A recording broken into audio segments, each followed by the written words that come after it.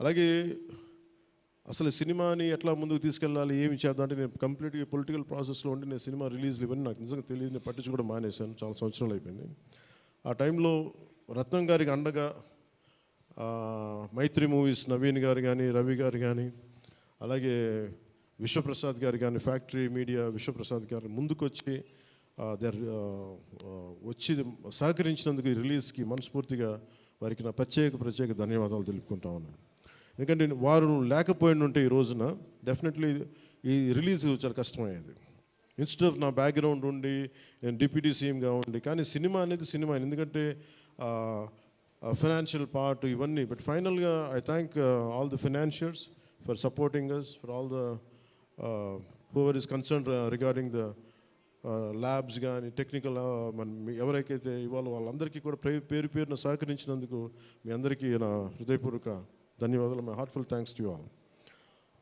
ఇది it's not about success, it's not about this, it's about conveying a thought to the public. It all depends how well public receive. ఏది చెప్తా ఉన్నాను, కొంతమంది boycott చేస్తాం, negative reviews అంటే, I said please go ahead, నాకు అసలు ఇబ్బంది లేదు.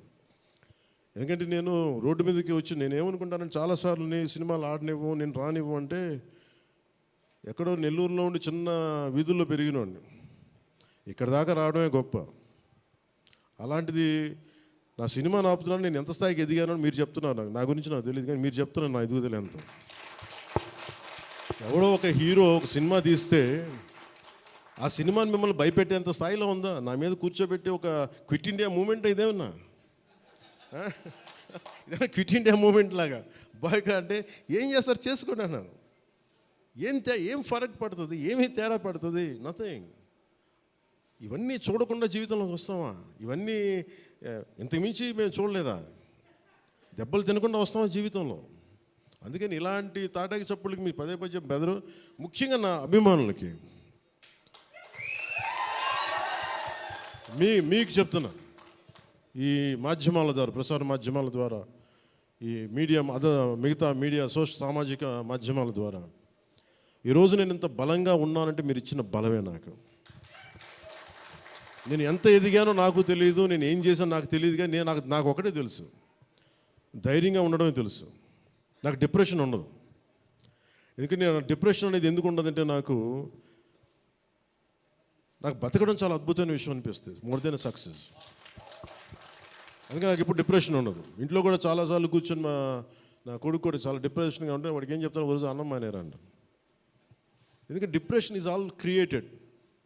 అలాగే ఇప్పుడు సడన్గా ఆయన ఎందుకు చెప్తున్నాను, ఎందుకు రెలవెంట్గా చెప్తున్నానంటే, సార్ మన సినిమా గురించి నెగిటివ్గా మాట్లాడుతున్నట్టే, అది నెగిటివ్గా మాట్లాడుతున్నా అంటే మనం బలంగా ఉన్నామని అర్థం. మనం బలంగా ఉండబట్టే మన మీద నెగిటివిటీ ఉంటుంది. అలాగే ఔరంగజేబ్ని మాట్లాడగానే చాలామందికి బాధలు కోపాలు వచ్చింది, రానివ్వండి అండి. సో మీరు ఒక మొఘల్స్ గొప్పతనం చెప్పినప్పుడు మొఘల్స్ చేసిన అన్యాయాలు అక్రమాలు కూడా చెప్పాలి కదా. That is got balance. That's what I believe in secularism. That's what it is called balance. అంతేగాని నేను కన్వీనియంట్గా కూర్చొని Aurangzeb the great, Mughals the great అన్నప్పుడు okay, Mughals also levied jizya, అది కూడా చెప్పండి. Then let me decide who is great or not. ఇలాంటివన్నీ నాకు ఐ ఫెల్ట్ సినిమా ఈజ్, అందుకే ఒకసారి ఈ సినిమా చేసిన biggest help, more than the success, more than the collections, more than the records, more than premiere shows.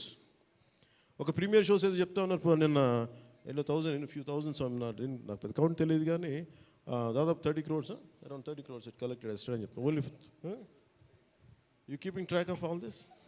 You have forgotten acting.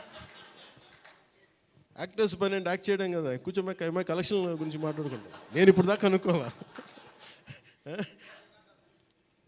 అంటే ఇవన్నీ వీటన్నిటికంటే కూడా what is a take away from this film? ఒక historical blunder made by Aurangzeb. It is a blotch it has become a civilisational wound in the hearts of every Indian. That has been addressed. ఆ డిఎన్ఏలోకి వెళ్ళిపోయింది ఆ బాధ. We're able to undo that pain, we're able to address that pain. చిన్నప్పుడు ఎప్పుడు నేను స్కూల్లో చదువుకొని, అరే హిందూగా ఉండి ఎందుకు జిజియా కట్టాలి, అసలు దీని గురించి ఎవడు మాట్లాడేంటి, అది అడ్రస్ చేసినందుకు నాకు చాలా ఆనందంగా. ఇది నాలాగా చాలామందికి చాలా క్వైట్ పెయిన్ఫుల్గా ఉండాలి, అందరికీ నేను అడ్రస్ చేయగలిగాను. That is the biggest achievement.